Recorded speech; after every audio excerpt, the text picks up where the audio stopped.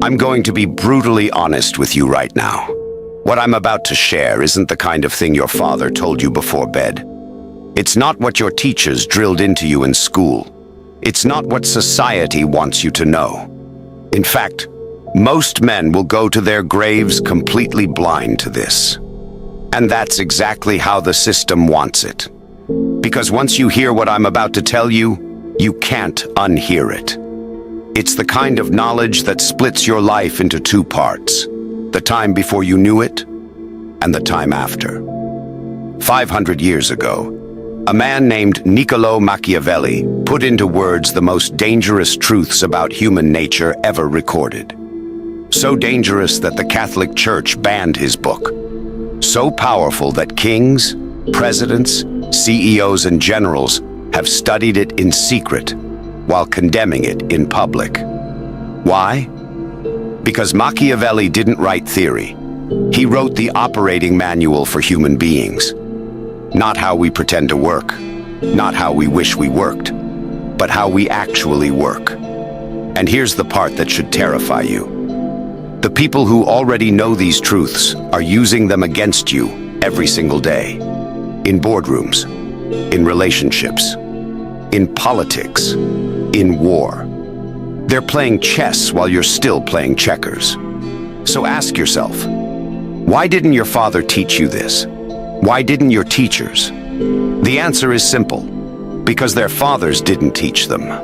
And because society has programmed you to believe that seeing reality makes you cynical, that strategy makes you manipulative, that understanding power makes you evil. But here's the brutal truth. Ignorance isn't virtue.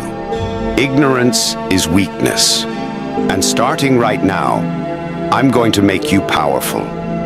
I'm going to make you dangerous. And once you see these truths, you'll never see human interaction the same way again. So before we go any further, hit that like button, subscribe, and turn on notifications. Because what I'm about to reveal will make you see the world differently forever. And you don't want to miss what comes next.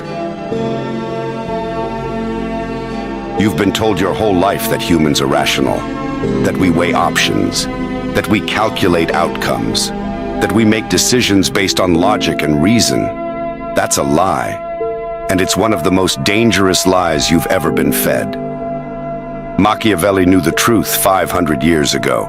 He wrote, "Men judge generally more by the eye than by the hand, for everyone can see and few can feel." Translation: people make choices based on appearances, on illusions, on what looks right, not what is right. And here's the dark reality. Most people don't want the truth. They want comfort. Think about it. The friend who begs you for advice about his failing relationship, but ignores you because the truth would hurt. The coworker who complains he's broke, then throws away money on Starbucks every morning because the ritual feels good. The woman who swears she wants a nice guy, but repeatedly falls into the arms of the man who treats her like an option. Logic dies the moment it collides with desire. Reason evaporates when faced with fear, lust, status, or comfort. That's the game. And you've been playing it wrong. Because you've been told to persuade people with facts, to win arguments with evidence, to show people the rational path. But facts don't move people. Feelings do. The man who masters feelings, who knows how to bypass logic and speak straight to emotion, controls every room he enters. That man doesn't waste time trying to prove he's right. He makes people feel he's right. And that is infinitely more powerful. Think about the greatest manipulators in history. Hitler didn't rise to power with spreadsheets and statistics. He rose with speeches that inflamed anger, fear, and hope. Corporations don't make billions by showing you the chemical formula of soda. They sell you happiness in a bottle. Religions don't spread with philosophy debates. They spread by capturing the heart, the soul, the fear of damnation, and the promise of paradise. This is why you lose arguments. This is why your advice is ignored. This is why the people you want to influence slip through your fingers, because you thought people were rational. They're not. They're addicts chasing feelings. So here's your first dark lesson. Stop trying to change minds with facts. Start shaping emotions. Want to make someone follow you? Don't tell them what's good for them. Show them what makes them feel good about themselves. Want to influence a partner? Don't argue about logic. Make them experience the pain of losing you or the joy of pleasing you. Want to dominate in business? Forget data. Craft the story that makes your audience believe you're the inevitable winner. The man who argues with facts is a school teacher. The man who manipulates feelings is a king. And once you understand this, you'll see through everyone around you. The politician's smile, the influencer's brand, the co-worker's excuses, all masks designed to protect feelings, not reveal truth. But once you see the mask, once you know that beneath every action is an emotion, a weakness, a hunger, you can pull the strings. And that's just the beginning. Because if people are irrational, then loyalty itself must be an illusion. And that takes us to Machiavelli's next warning. There are only two kinds of men in this world, predators and prey. That's it. Strip away the polite masks, the politics, the morality, and what you're left with is the oldest law of nature. The strong take. The weak are taken from, and here's the hidden cruelty. Weakness doesn't just fail to protect you. It attracts predators, like blood in the water. Think about it. Why do bullies single out the quiet kid, not the fighter? Why do corporations cut the weakest employees first? Why do women abandon the man who bends and cling to the man who stands firm? Because predators always choose the easy meal. Machiavelli knew this. He wrote, "It is better to be feared than loved, if you cannot be both. Not because fear is noble, but because fear keeps the wolves away. Love without strength invites betrayal, but fear without love commands survival." Now here's the sinister twist most men never realize. Weakness doesn't just destroy you, it corrupts everyone around you. A weak man forces others to carry him. A weak man drains the strong until they either cut him loose or collapse with him. A weak man makes the world harsher for everyone else. Because when predators devour him, they don't stop. They look for the next meal. That's why weakness is more dangerous than cruelty. Cruel men at least stand on their own. Weak men become black holes, pulling others down with them. And yet, society tells you to be harmless, to soften yourself, to embrace your weakness. They call it sensitivity. They call it being a better man. But here's the truth. The man who cannot defend himself, his family, or his reputation is not a good man. He's a liability. Strength is not optional. It is the price of survival. And once you accept this, the world looks different. Every interaction becomes a test. Who is predator? Who is prey? Who is strong enough to set the rules? And who is weak enough to follow them blindly? This is why women chase men who radiate strength, because instinctively they know weakness cannot protect them.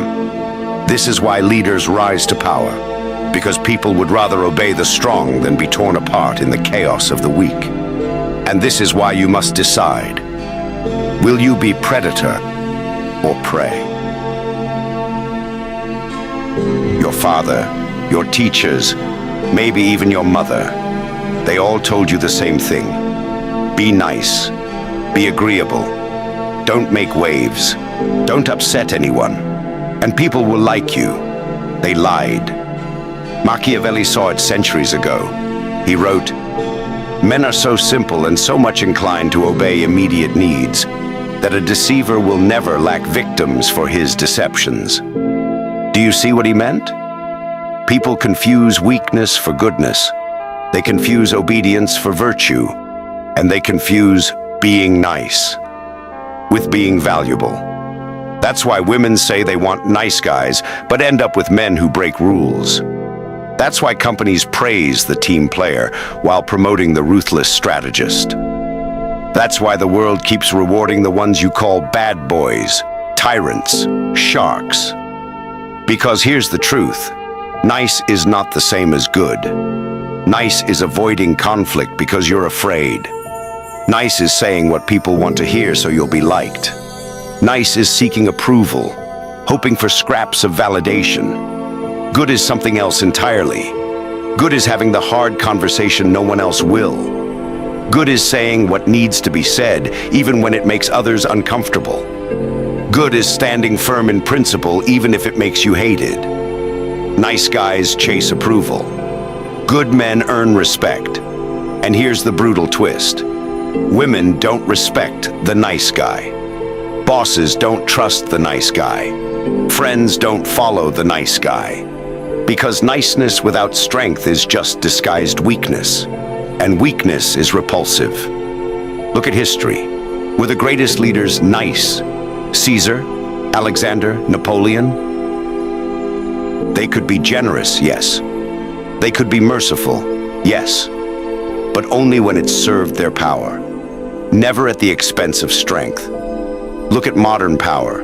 CEOs, presidents, champions. Are they nice guys? Not a chance. They're fair. They're just.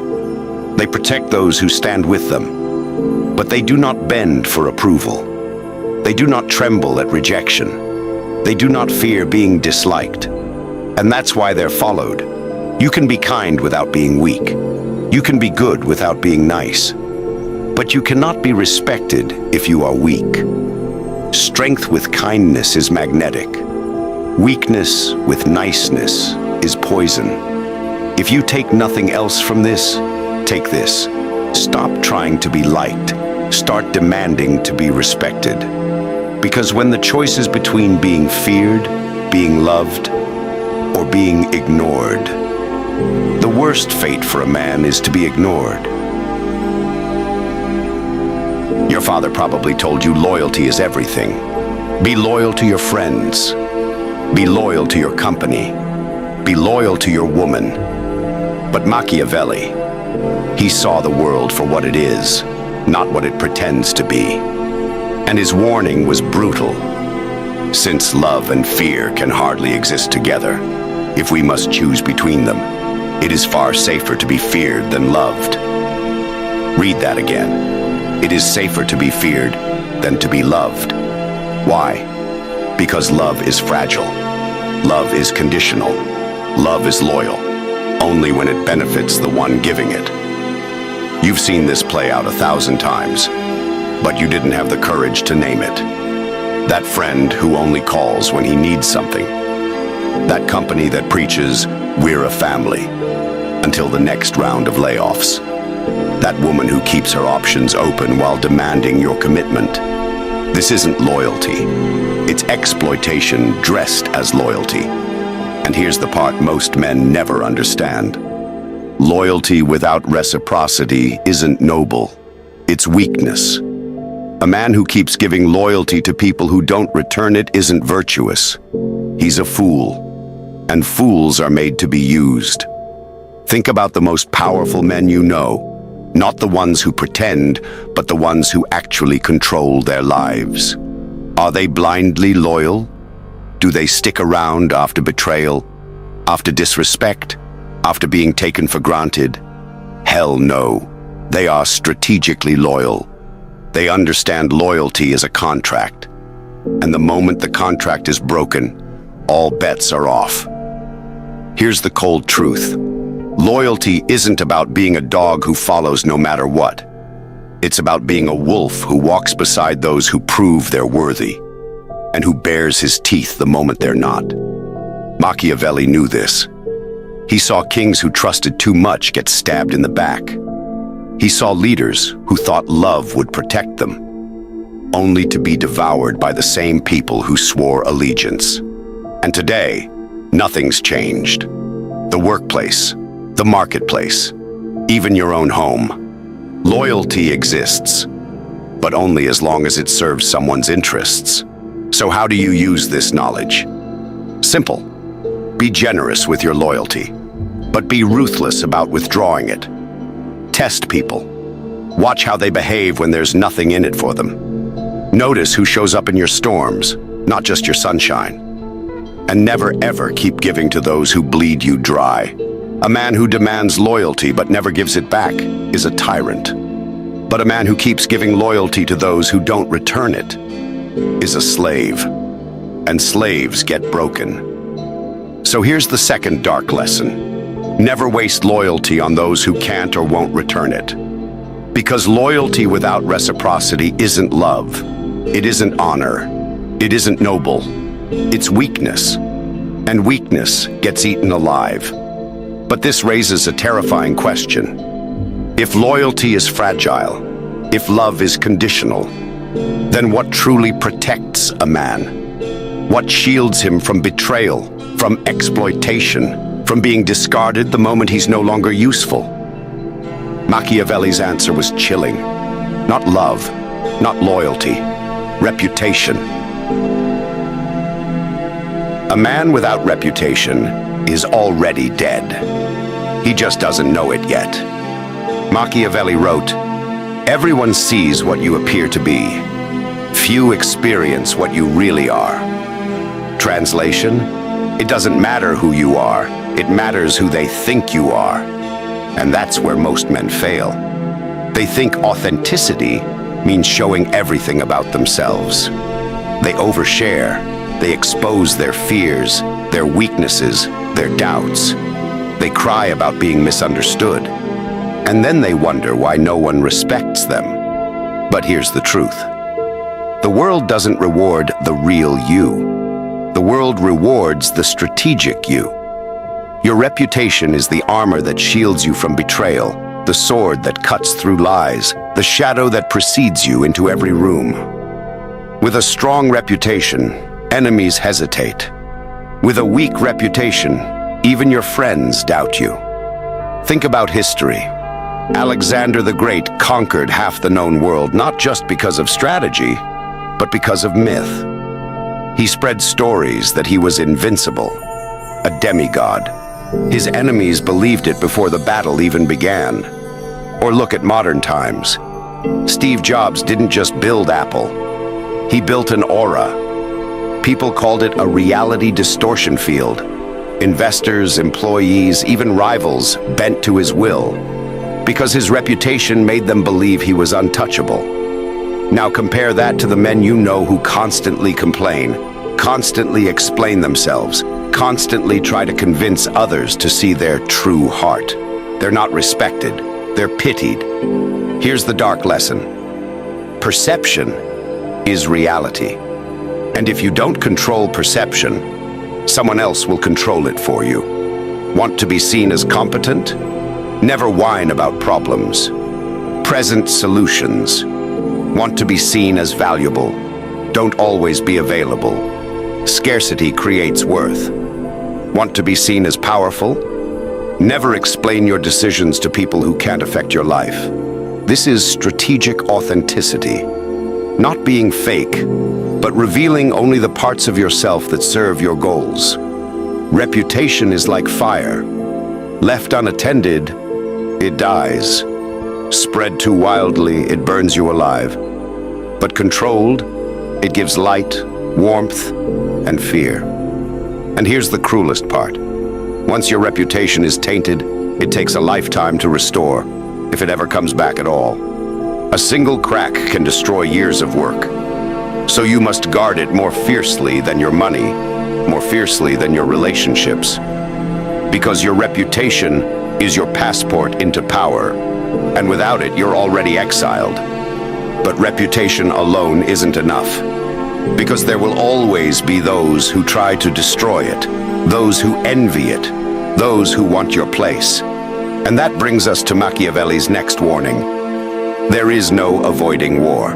It can only be postponed to the advantage of others. Most men believe peace is normal and war is an exception. Machiavelli knew the opposite. He wrote, "There is no avoiding war. It can only be postponed to the advantage of others." Understand this. Conflict is not something that might happen. Conflict is something that is always happening. In silence, in whispers, in shadows. The only question is whether you're ready for it, or whether you'll be devoured when it arrives. Think of your life like a battlefield.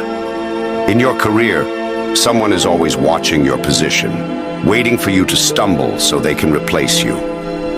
In your relationships, there's always another man willing to take your place if you grow weak. In your social circle, there's always someone testing your boundaries, seeing how far they can push before you break. And here's the brutal reality. If you're not prepared for war, you've already lost. The successful men you admire, the ones who rise above, they aren't surprised by conflict. They expect it. They train for it. They prepare during peace, so they don't bleed during war. A warrior doesn't sharpen his blade the moment the enemy arrives. He sharpens it every morning, even when the field looks quiet. So how does this look in your world? In business, Amazon stockpiles cash, crushes competitors before they grow. They prepare long before the market shifts. In politics, nations build arsenals, make alliances, and infiltrate rivals during so-called peace. In your personal life, the man who stays in shape even when he isn't threatened, the man who builds his savings when money flows, the man who cultivates allies when he doesn't need them, that man survives when storms come. Machiavelli gave us the animal parable. The lion cannot protect himself from traps, and the fox cannot defend himself from wolves. One must therefore be a fox to recognize traps, and a lion to frighten wolves. Do you see it? You must be both. Cunning enough to see danger before it arrives, strong enough to crush it when it does. Most men choose one. They are clever but weak, the fox who eventually gets torn apart. Or they are strong but blind, the lion who falls into traps he never saw coming. But the man who becomes both, that man is untouchable. Here's the dark law. Don't start wars, but be prepared to finish every single one. Because here's a secret that weak men never grasp. The man who is visibly prepared for war rarely has to fight at all. Why? Because predators sense strength, and they always choose the weaker target. So build yourself into a man others are afraid to test. Not because you're violent, not because you're reckless, but because you radiate readiness. Train when no one is watching. Save when everyone else spends. Study when everyone else is distracted. Forge yourself into a weapon before the battle begins. Then, when war comes, and it will come, you won't panic. You'll already be ready. But let's be clear. Even with strength, cunning, reputation, and readiness, most men still get destroyed for one simple reason. Because they confuse being nice with being strong. And that's the final lie your father told you. People like to imagine that honesty rules the world, that truth rises to the top, that integrity always wins. That's the fairy tale. The reality? Deception has built kingdoms, toppled empires, and carved the path of history more than honesty ever has. Machiavelli wrote, "A prince never lacks legitimate reasons to break his promises." Read that again. He didn't say some men lie. He didn't say only the wicked betray. He said, every leader, every ruler, every person of power eventually deceives. Because deception is not corruption. Deception is survival. Look at the natural world. The fox pretends weakness to lure prey. The snake camouflages itself before it strikes. The anglerfish hides in darkness, waving its glowing lure until the victim swims into its jaws. Humans are no different. Politicians sell you dreams they never intend to deliver. Corporations drape poison in marketing campaigns of family, joy, and freedom. Even in your own home, people promise loyalty, love, forever, and mean it only until it costs them. And yet most men cling to the illusion that honesty will protect them, that if they are good enough, the world will reward them. Fools. Machiavelli knew the truth. The deceiver will never lack victims, because men are simple, because men are desperate to believe the lie that comforts them. Here's the brutal part. If you refuse to deceive, you will still be deceived. If you refuse to play the game, you will still be a piece on someone else's board. Does this mean you should lie endlessly, cheat recklessly, betray at every turn? Number. That's what idiots think power is. But it means you must master the art of controlled deception, showing masks, hiding knives, revealing just enough to keep others blind to your real intentions. The world doesn't reward pure honesty. The world rewards strategic honesty. Tell the truth when it strengthens you. Lie when it protects you. Break promises when keeping them would destroy you. And above all, never forget that everyone else is already doing the same. Here's the law no one dares admit. The honest man isn't noble. He's prey. You've been told your whole life that morality is absolute, that there's good and there's evil, that the righteous are rewarded and the wicked are punished. But Machiavelli saw through that illusion. He understood what most men never will. Morality is not truth. Morality is control. Think about it. Who decides what's good?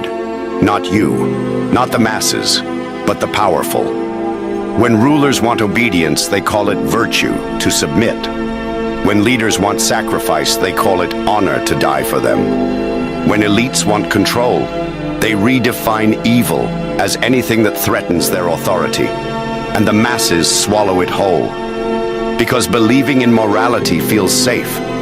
It feels like the universe has order, like justice always wins.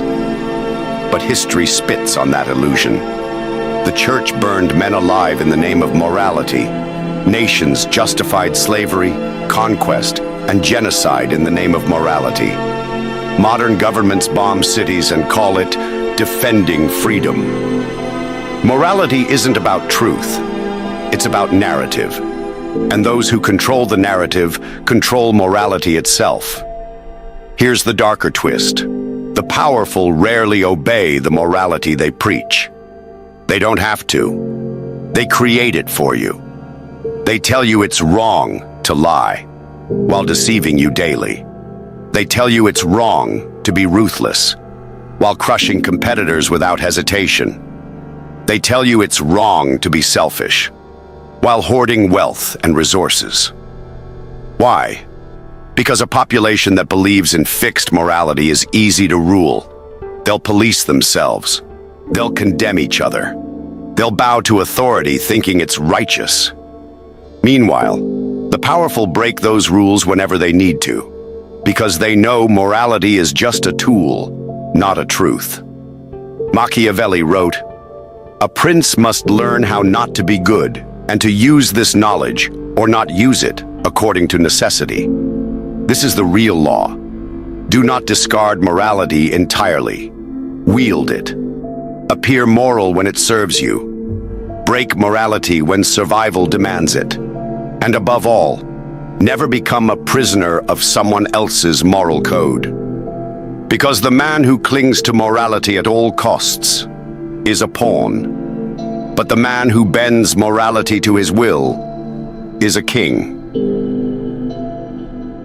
Every empire, every company, every family, every relationship survives on the same hidden economy. Not money, not love, not honor, but fear and reward. Machiavelli understood this law with brutal clarity. He knew men are not moved by abstract ideals, but by immediate sensations. The fear of pain and the hunger for pleasure. Strip away the decorations of morality, religion, politics, and you'll find the same machinery underneath. Kings keep their crowns not by divine right, but because the people fear their wrath more than they hate their rule. Corporations keep employees in line with the dangling carrot of a promotion and the whip of unemployment. Parents raise children not through wisdom alone, but through rewards and punishments woven into daily life. This is the true law of power. He who controls the balance of fear and reward controls the man. Look around you. The politician who promises safety from enemies while offering tax breaks. The preacher who promises paradise while warning of hellfire.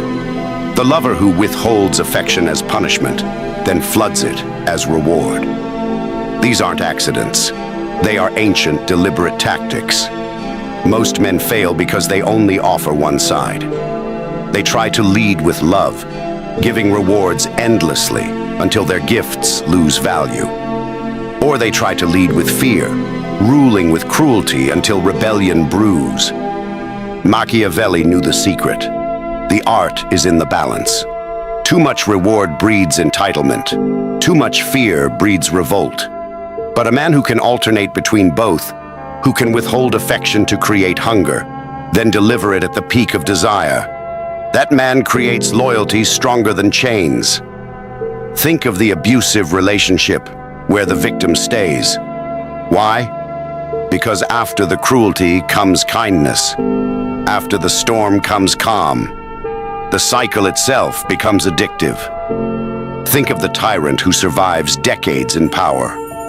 Why? Because he punishes enough to inspire fear, but rewards just enough to prevent despair.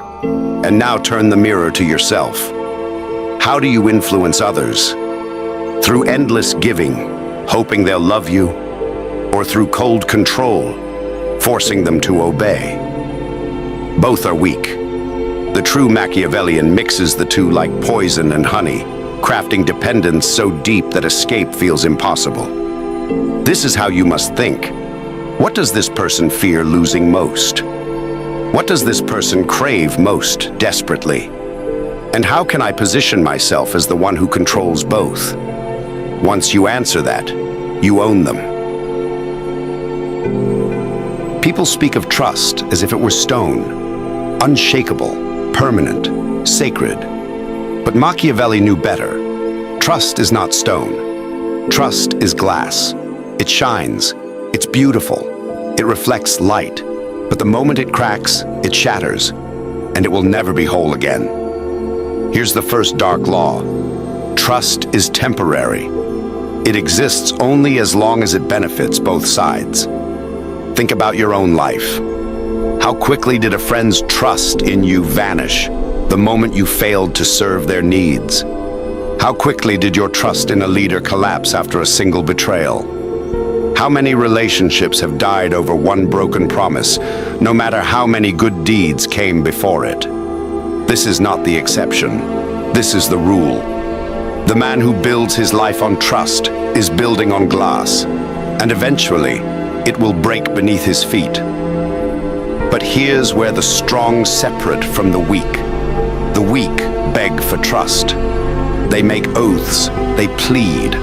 They demand belief in their true intentions. And when that trust shatters, they collapse with it. The strong never beg for trust. They engineer it. They manufacture it through repetition, image, and controlled exposure. They use it as a tool, never as a foundation. Think of the con artist.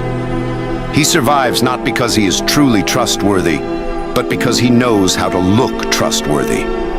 Think of the politician. He doesn't need genuine trust. He needs just enough to get the votes. Think of the seducer. He doesn't require unconditional trust. He needs just enough to lower defenses. That's the second dark law. Trust doesn't need to be real. It only needs to be convincing. And the third law is even darker. The man who trusts too much is easier to control than the man who trusts nothing at all. Because the man who trusts blindly will hand you the keys to his own destruction. He will forgive betrayal after betrayal, convinced you'll change. He will believe excuses no matter how hollow. He will cling to the illusion of trust long after it has died, because the alternative terrifies him. This is why weak men are devoured. They think trust is proof of love, proof of honor, proof of morality. But in truth, trust is just leverage. And those who understand this hold the leash around every blind believer's neck. So burn this into your mind. Never depend on trust. Use it, shape it, exploit it. But never rest your survival on it. Because trust is not stone, it is glass. And it was made to break. You've now seen what most men will never see. That people are not rational. They are emotional. That loyalty without reciprocity is weakness. That reputation is armor sharper than steel. That war is not coming. It is always here. That niceness is weakness disguised as virtue. That fear outlasts love. That deception is survival. That masks are necessary. That morality is a cage. That betrayal is inevitable. That fear and reward are the true currencies of control. And that trust, the thing most men cling to, is nothing but glass waiting to shatter. You were told not to know this.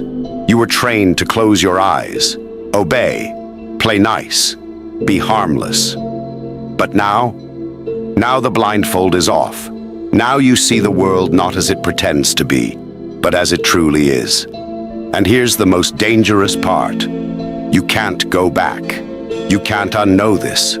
From this moment on, you'll see every smile as a mask, every promise as bait, every act of virtue as a strategy. You've stepped into the darkness, and once you've seen it, the light will never blind you again. So the question is no longer, will you learn these truths? You already have.